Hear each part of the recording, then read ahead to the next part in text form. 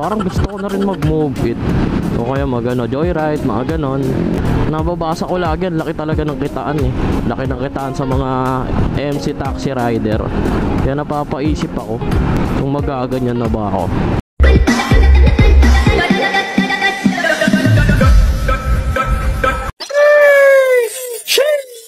So what's good in the hood sa inyo mga karatrat? Panibagong araw, panibagong blessings na naman galing sa taas. Dito na naman tayo, babiyahe na naman tayo ng hapon. Lagi na lang tayo hapon bumabiyahe. Time check tayo, 2:26 na. Ang lapit no, 2:26 ng hapon na naman. Pero at least kahit hapon na, nakakuha pa rin tayo na medyo maganda-gandang booking. At speaking of booking, nakakuha na tayo ng booking mga karatrat. Pasig papuntang Makati. Ang bayad sa atin dito is 131 pesos. Pwede na. Tsaka malapit lang tayo sa pick up. 4 minutes, 600 meters lang. So para sa akin okay na yan. At panalo na tayo doon. Hanapin lang natin yung bahay ng customer. Nasaan na yung bahay ng customer? I like it. Dito ata. Ito. Dito ata tayo. Uy, may manok oh. Higa, gawin kita adobo. Joke lang. Tawagan na lang natin tong customer mga karatrat. Ayun na, nag-ring na. Hello po. Hello po ma'am, lalamove po. Ano po ganda? Nandito po ako ma'am sa tapat po ng yung maraming gas ma'am. Kuya, dito sa may nakaparadang Ertiga na pula. Suzuki. Andito po ako ma'am eh. Wait lang, palabas ako. Ikaw si Ralph po ma'am, Ralph. Ralph, okay. Okay pa. Sige po ma'am, thank you po, salamat. Okay. Buti na, sumagot ka agad. At habang hinihintay natin si ma'am, syempre, huwag niyong kalimutang mag-subscribe at click ang notification bell para updated kayo sa videos natin, di ba? Dito ata. Ayun. Uy. Ma'am no? Okay po. Thank you po ma'am, salamat po. Grabe si ma'am. Nakakagulat. Kayo talaga oh. Kung ano-ano nasa isip niya. Huwag mong subukan. Masisira ang buhay mo. Yan tuloy, pala tuloy tayo signal. Ayun oh. Wait lang, tawagan ulit natin si ma'am. Hello po ma'am. Ma'am tao po. Ay ma'am, sabi po kasi nung ma'am, nag-chat sa akin, dito daw po ang bayad. Hindi, doon po. Ayun po sa drop-off. Sa drop-off po. Sabi po kasi sa sender daw po kaya... Mali lang siya ng pindot yan. Sa akin nag-book eh. Hindi may nag-book yan. Sige po, tawagan ko na lang din po para double check ma'am kasi... Sige pa, teka pa. Wait nga, tawagan ko. Kasi sabi dito daw yung mahirap na magkalituan eh.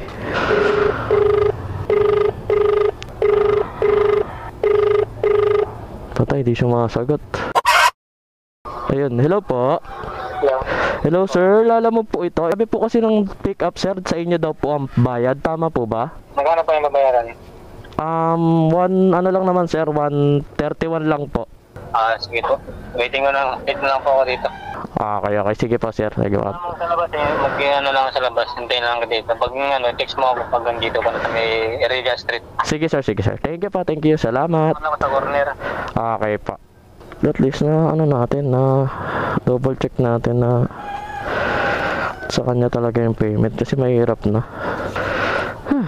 Ayaw pa magbukas na itong bag ko. Nanto ko talaga. Yeah, wala naman to siguro isang oras. Nakakuha na kasi tayo ng pansabay natin. Hindi pwedeng walang kasabay ito. Gago! Wait lang, check lang natin kung nandito pa kasi natagalan tayo dun eh. Bali Pasig lang din to, papunta ng Ortigas sa may Ugong. So isa lang naman yung daan natin, kaya sinabay ko na. Tsaka sayang din to mga karatrat. Dahil ang bayad sa atin dito is 109 pesos. Kaya sayang din yung isang daan. Buti di pa cancel. Bilisan natin kasi mamaya cancel to. Kaya may kisingit na tayo. Kisingit po, thank you. Pero yun na nga mga karatrat. Bali ang travel time nga pala natin papunta sa pickup is 8 minutes 2.5 kilometers. Malapit lang naman siya. Alam ko naman saan papunta to. Dito lang siya sa may Green Park. Uy, gogsog ongos. Sheesh. Doon doon lang tayo napapalingon sa mga ganun sasakyan, hindi sa mga babaeng ano. Kayo talaga, oh, hindi dyan sa mga chicks. Hindi tayo doon napapalingon sa mga above. Sa kotse, sa pamotor tayo napapalingon. Grabe, hapon na, traffic pa din. Ang dami na naman nating kwento. Puro naman walang kwenta. Pick upin na muna natin to bago pa to pick upin ng iba. Let's go, let's go. So nandito na tayo mga karatrat. Uy, gusto ng bilis. May daanan ba dito? Saan yung CDS crib? Saan yun? Anong number? Ah, baka doon nga. Baka dito. Yeah. Tama ba? Dito ba? Tao po. Tao po. Pabili pong yelo. Cheris. Ay, lalamog po. Pick up? Opo, pipick up po. Ah, may printan pala dito ng mga damit. Sana di ganun kalaki yung damit. Gago! Hindi yung bundle na malaki. Saan papunta, sir? Papunta po sa may Ortigas po. Kanina Kay pangalan. Ingrid. Ingrid, oh. Opo. Okay na po ito. Bayad, oh. Okay pa. Thank you po. Salamat po. Doon na daw ang bayad. Kaya doon na tayo maniningil. Off-road. Ten. Pang off-road talaga yung bit, no? Tinaas yung ano ng ano eh. So yun na nga mga karatrat. Na-pick up na natin yung dalawa nating item. Pero ang uunahin natin is yung second booking natin. Dahil mas mauuna siya at mas malapit siya. Para pagkaan natin Ortigas, diretso na tayo pa Makati, di ba? Ganun yung diskarte yan dito mga karatrat. Para makarami ka at para di rin magalit ang iyong customer. Kaya huwag kayo kagad swipe ng swipe. Titignan nyo muna kung saan yung drop off para hindi kayo malito. Tsaka yung mga matatagal, alam ko ganun yung ginagawa nila eh. Titignan mo muna yung drop off tsaka yung pick up. Syempre kung saan yung pick up, tapos kung saan rin yung drop off, para makita mo kung same way lang ba sila o iisa lang sila ng daanan o dadaanan, ganun. Para hindi magalit sa inyo yung customer nyo, para hindi kayo tinatanong or nagchat-chat sa inyo na bakit ang tagal-tagal nyo, ganon. Yung mga ganon bang senaryo, kasi maraming ganyan sa ano, kilala mo. Yung tipong kahit hindi naman naka-priority, kahit ano, eh talagang kay-questioning ka na bakit ang tagal mo mag-deliver. Kahit nasabihin mo pa na hindi naman naka-priority yung book nila, eh mas pagpipilitan pa rin talaga nila na ano, sila yung tama dahil sila yung customer. Meron mga ganun, pero meron din mga customer talaga na wala silang ano, pakialam, basta ma-deliver mo sa kanila ng ganitong araw din, ganun. Kumbaga same day delivery ang gusto lang nila, di ba? So yun na nga, ang dami na naman nating kwento.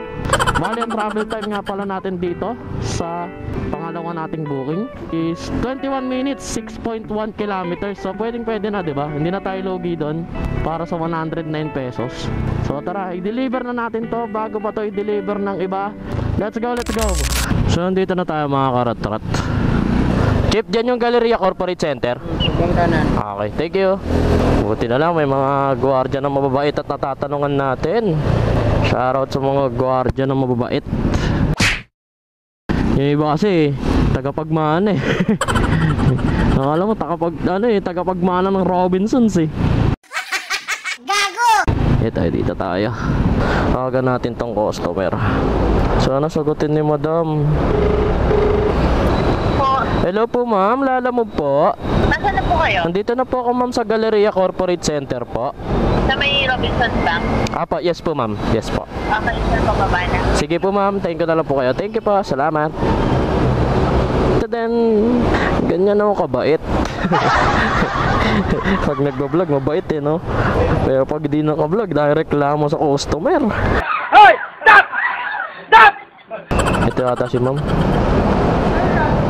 Yes po ma'am, Ingrid po. Ma'am Ingrid? Yes po. Ito po ma'am, 109 lang po ma'am. Order has been paid. Okay. May sukli pa po yung piso ma'am. Ay, okay na po ito. Thank you po, salamat po. Yun, may 110 na tayo kagad mga karatrat. Thank you Lord. So yun na nga mga karatrat, no? Na-deliver na natin ang pangalawa nating booking. Isusunod na natin itong ano natin, itong una nating booking. Ganun lang. Napakabilis lang, di ba? Na-deliver na natin agad. Hindi na natin paano yun pa, para hindi magalit ang ating customer. Nga lang ngayon, no, makikita nyo dito mga karatratay, no? Grabe traffic dito eh, oh. Malayo pa lang, kitang-kita na yung traffic. Pero malapit-lapit na lang naman tayo mga karatrat. Bali, ang travel time nga pala natin papunta sa una nating booking is 14 minutes, 5.4 kilometers na lang. Hindi na tayo lugi. Mag-isang oras na tayo. Pero sasaglitin lang din natin to para sa isang oras. Tapos na kagad tayo, di ba? Paano masabi? Parang gusto ko na rin mag-move it. O kaya joyride, mga ganon. Kaso, naisip ko, nakikitain pa ba ako dahil tanghali tsaka hapon na ako nabiyahe. Kailangan dyan, maaga ka nagigising. Siguro madaling araw. Tapos pag sa madaling araw, alas 12, mga oras ng uwian talaga ng mga nagbubuk. Tapos gabi, yan. Hindi ko alam kung magjo-joyride ako o mag-move it eh. Pero kasi kay Lalamove, kung sabihin na natin na hindi siya ganun kalaki ang kitaan kay Lalamove, pero dito kasi anytime pwede kang umiyahe kapag gusto mo. Sabihin na natin pang tamad na oras yung ganun. Pero hawak mo kasi talaga oras mo. Pwede kang magsipag, pwedeng sakto lang yung sakto lang yung biyahe mo, ganun ba? Hindi mo kailangan maghapit ng sobra-sobra. Depende na lang kung bayarin na ng wifi, kuryente, tubig.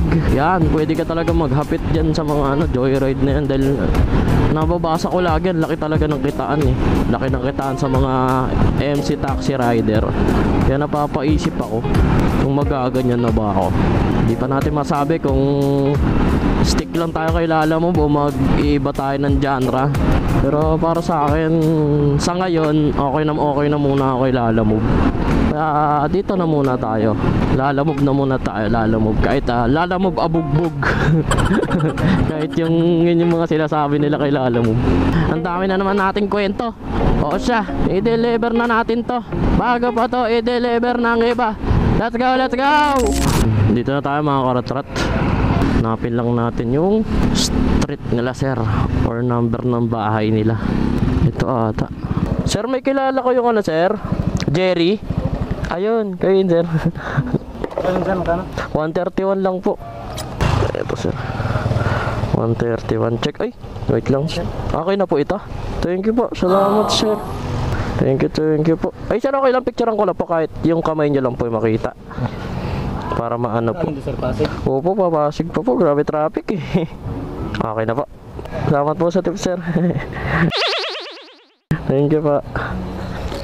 Bigyan tayo 150, 131 lang yung So naka 250 tayo. Sa isang oras kasi 3:32 pa lang. Kaya iba talaga pag Lalamove eh. Hindi naman sa'yo ko. Minsan lugi talaga kay Lalamove, pero minsan swerte talaga. Tsaka kung sino pa, tingnan nyo naman kung sino pa yung parang yung di naman ganun kayaman, pero sila pa rin yung nagbibigay ng tip. Pansin nyo ba yun? Sila pa yung nakapagbigay ng tip kahit 5 man lang o 10, di ba? Hindi sila yung kuripot talaga na kasi pansin nyo sa mga dyan, sa mga riders na katulad ko, kapag ang laki ng bahay, di ba? Pansin nyo, pag malaki yung bahay, sakto lang ang binabayad. Pero pag yung di ganun, yung sakto lang yung buhay, yung lang ba, sila pa yung nagbibigay ng tip. Sila pa yung nakaka-appreciate ng mga ng mga rider. Kahit anong rider pa yan, Food Panda. Kasi kahit din ako pag nagpapadeliver ako, nahiya ako sa rider na kahit na walang tip. Or JNT, yung mga ganon, JNT, yung mga nagde-deliver din ng parcel sa inyo, di ba? Parang mahihiya ka pag di ka nagbibigay ng tip. Kahit na 5 piso man lang yan. Kahit piso nga lang, okay na yun eh. Para sa akin kasi katulad ka na, di ba? Binigyan tayo tip na piso, di ba? Matuto tayo mag-appreciate, malaki man o maliit yung sa atin, binibigay sa atin. I-appreciate natin yung mga bagay na ganun. Lalo na ako, kahit na piso lang ibigay mo sa akin, okay lang. Pero kahit wala kang tip na binigay sa akin, basta mababait ka kausap, yung hindi ka masyadong parang mayabang sa tono, yung ganun ba? Kasi merong mga ganung customer wala nang ang tip na binibigay, tapos yung tono pa nila akala mo tauhan kanila. Marami makaka-relate sa akin yan, lalo na yung mga delivery rider. Alam na alam nila yung mga ganong sistema, tsaka yung mga ganong customer, alam na alam nila yan. Kung napansin nyo sa mga vlog ko, kapag kahit walang tip na binibigay sa akin, basta marunong ka mag-appreciate, mabait ka kausap, pasasalamatan pa rin kita. Doon pa lang sa magalang na pagsasalita mo, sobrang na sa amin yun, blessed na sa amin yun. Kumbaga bonus na lang talaga yung tip. Kaya sa mga nagpapadeliver po dyan, sana po kahit wala na pong tip kahit wala nang tip, basta masarap kayo kausap or mabait kayo sa amin, mabait din po kami sa inyo at na-appreciate po namin yun, diba? Ang dami naman nating kwento. Pero yun na nga, na-deliver na natin dalawa nating booking. Tas sa isang oras nakagkaroon tayo ng 250 plus, bali 260 lahat, kasama na yung tip doon, lahat na. At na-deliver lang natin siya ng isang oras. So para sa akin okay na yung mga karatrat. Siguro hanggang dito ko na lang din pala tatapusin itong video na to mga karatrat. Maraming salamat sa panonood. Road to 200 subscriber na tayo mga karatrat. Kaya sa mga hindi pa nag-subscribe, subscribe na po kayo sa ating YouTube channel. Huwag niyong kalimutan mag-comment and like sa video ito. At di ko alam kung may natutunan na naman kayo dito sa video to. Sa video walang kakwenta-kwenta. Hanggang dito na lang mga karatrat. I love you all. Babush!